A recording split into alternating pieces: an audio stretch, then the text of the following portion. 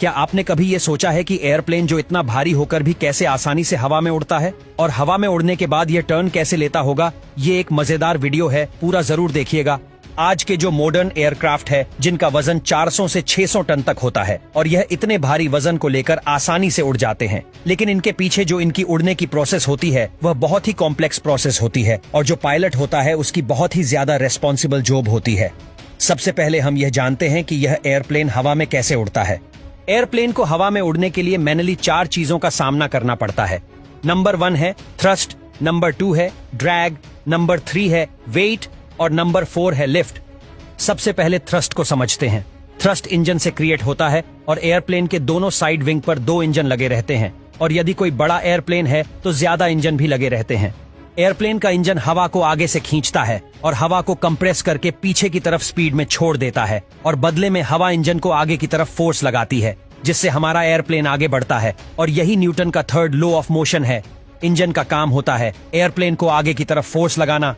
Drag force या friction को समझते हैं। मान लीजिए कि आप अपनी कार से ट्रैवल करते हैं और आपने कार की विंडो से हाथ बाहर निकालते हैं तो आपके हाथ को एक फोर्स फील होगा जो हवा का फोर्स होगा और यह आपके हाथ को पीछे की तरफ ले जाने की कोशिश करेगा। लेकिन यहाँ पर जो हमारी कार है उसका थ्रस्ट ज्यादा होता है और हमारा हाथ भी मजबूत होता है, तो हम कार के साथ में चलते रहते हैं। लेकिन सोचो, यदि हमारी कार की स्पीड 3-4 किलोमीटर पर आवर है तो उस कंडीशन में यदि हम कार से हाथ बाहर निकाले तो हवा का इतना ज्यादा ड्रैग फोर्स लगेगा कि हमारा हाथ टूट जाएगा और ऊपर से यदि इतनी स्पीड में कार चल रही है तो आग भी लग सकती है। क्योंकि आपने देखा होगा कि जब कोई एस्ट्रॉयड टूटता है तो जब वह हवा में स्पीड में ट्रैवल करता है तो फ्रिक्शन की वजह से उसमें आग लग जाती है और वह हमें चमकता हुआ दिखाई देता है। तो ऐसा इस एयरप्लेन में भी हो सकता है। तो एयरप्लेन का स्ट्रक्चर एरोडायनामिक्स टाइप में बनाया जाता है ताकि जो एयर का ड्रैग फोर्स है उसको कम किया जा सके और उसमें आग भी ना लगे।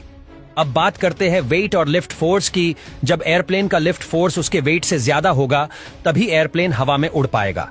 उसके लिए एयरप्लेन के जो विंग होते हैं वह जिम्मेदार होते हैं। एयरप्लेन के विंग ही लिफ्ट फोर्स प्रोवाइड करवाते हैं। अब हम इस लिफ्ट और वेट को थोड़ा आसान भाषा में समझते हैं। यह जो एयरप्लेन होता है, इसके विंग और इसके जो पीछे की टेल होती है, ये मूविंग पार्ट होते हैं। ऐसा नहीं है कि इनका स्ट्रक्चर एकदम फिक्स होता है। इन्हीं को एडजस्ट करके एयरप्लेन टेक ऑफ करता है और लैंड करता है। यह विंग फ्लूइड मैकेनिक्स की हेल्प से अपने विंग्स की पोजीशन एडजस्ट करते रहते हैं और इन टेक्नोलॉजी को एयरफोल मैकेनिज्म भी कहते हैं। एयरफोल मैकेनिज्म की हेल्प से ही यह एयरप्लेन हवा में उड़ता है। एयरप्लेन के पीछे की तरफ यदि देखोगे तो पीछे की तरफ इसकी टेल है, जहां पर यह जो छोटे छोटे विंग लगे हैं जिसे एलिवेटर बोलते हैं, और यह जो बीच में बना हुआ है इसको रडर बोलते हैं। एलिवेटर जो भी एयरक्राफ्ट और वर्टिकल फोर्स लगता है उसको एडजस्ट करते हैं और रडर एयरक्राफ्ट के ओरिजिनल फोर्स को मैनेज करता है। अब यह जो रडर और एलिवेटर है यह भी अपनी पोजीशन चेंज करते रहते हैं। अब यह जो एयरफॉइल मैकेनिज्म है जो इस एयरप्लेन को हवा में उड़ाता है, इसको थोड़ा सा समझ लेते हैं। देखिए, जब एक एयरफॉइल हवा में उड़ता है तो वह लिफ्ट फोर्स प्रोवाइड करता है। इस एयरफॉइल का स्ट्रक्चर देखिए।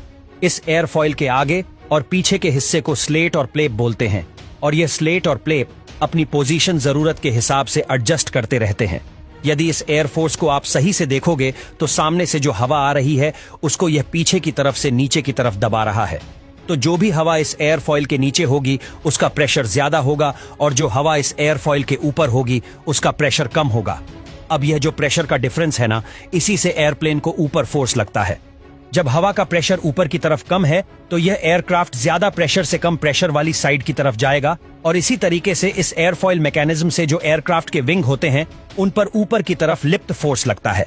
वैसे यह एयरफॉइल मैकेनिज्म थोड़ी सी कॉम्प्लेक्स फिजिक्स का कॉन्सेप्ट है जिसको कभी और वीडियो में समझेंगे। अब हम इसकी टेक ऑफ की प्रोसेस को समझते हैं कि जब एयरप्लेन हवा में उड़ता है तो उसके अंदर क्या क्या होता है।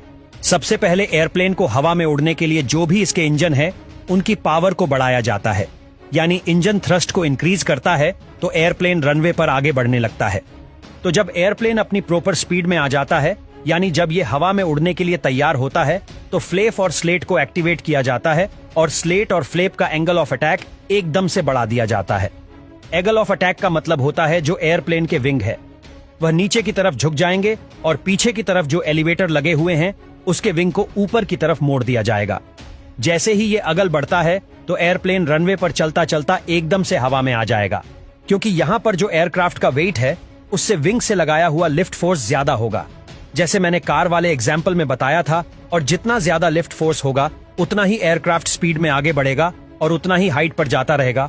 और यदि इस एयरप्लेन में स्लेट और फ्लेव को एक्टिवेट नहीं किया गया तो इस एयरप्लेन को एक बस की तरह चला सकते हैं जो कभी नहीं उड़ेगा। ये अब एयरप्लेन के इंजन तब तक थ्रस्ट को बढ़ाते रहेंगे जब तक अपनी ऊंचाई पर नहीं पहुंच जाता, और जब एयरप्लेन अपनी जरूरत की ऊंचाई पर पहुंच जाता है तो विंग का जो एंगल ऑफ अटैक है उसको कम कर दिया जाता है, और इस केस में एयरप्लेन का वेट लिफ्ट फोर्स के बराबर में होगा तो इंजन को थ्रस्ट भी कम जनरेट करना होगा और फ्यूल की कंजम्पशन भी कम होगी। एक बार जब एयरप्लेन रनवे से हवा में आ जाता है तो एयरप्लेन अपने टायर को भी अंदर छुपा लेता है ताकि जो हवा का ड्रैग फोर्स है उसको कम किया जा सके। चलो, अपना एयरप्लेन हवा में तो उड़ गया सक्सेसफुल्ली। अब बात आती है ये हवा में टर्न कैसे लेता है। देखिए, यह भी एक गजब की साइंस है। दो तरीके हैं एयरप्लेन को हवा में टर्न लेने के लिए। पहला, यदि हम पीछे की तरफ ये जो रडर लगा है उसको यदि एडजस्ट करें तो एयरप्लेन टर्न ले सकता है। लेकिन इस कंडीशन में जब एयरप्लेन टर्न लेगा तो जो भी इसके अंदर पैसेंजर है उनको एक साइड में धक्का लगेगा। तो फिर ऐसा क्यों किया जाए? यहां पर तो हवा है, हम जैसे चाहे वैसा टर्न ले सकते हैं, और यह प्रैक्टिकल मेथड भी नहीं है तो इसके लिए पायलट एक दूसरा मेथड यूज करते हैं। इस तरीके में एयरप्लेन के विंग है, उनको एक को नीचे की तरफ कर दिया जाता है और दूसरे को ऊपर की तरफ कर दिया जाता है। जब ऐसा किया जाएगा तो एयरप्लेन ऐसे तीर छा हो जाएगा।